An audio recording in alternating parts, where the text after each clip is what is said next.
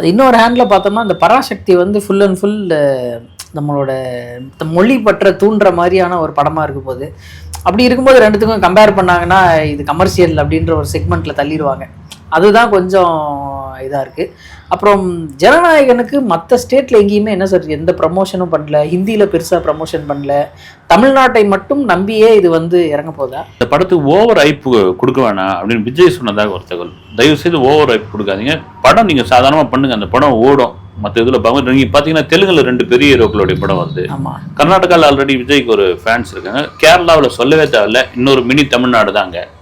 Overseas அது அடிச்சுக்க முடியாது. வந்து ஆல்ரெடி வந்து இப்போ 7.5 கோடி அட்வான்ஸ் புக்கிங்கில் ஓடிக்கிட்டு இருக்கு ஜனநாயகன் படம். ஆனால் இந்த ப்ரொமோஷன் இந்த பில்டப்பே இல்லாத நல்லதுன்னு நினைக்கிறேன் நான். ஏன்னா இதுக்கு முன்னாடி 2020 இந்த வருஷத்துல பில்டப் பண்ண படங்களுடைய நிலைமைலாம் என்ன ஆச்சு? ஆனால் பில்டப் விஜய் வேணான்னு சொன்னதாக ஒரு தகவல். வேணா விட்டுருங்க, நல்ல விஷயம், வரவேற்கக்கூடிய ஒரு விஷயம். படம் பேசிட்டோம், அதுக்கப்புறம் பார்த்துங்க நீங்க.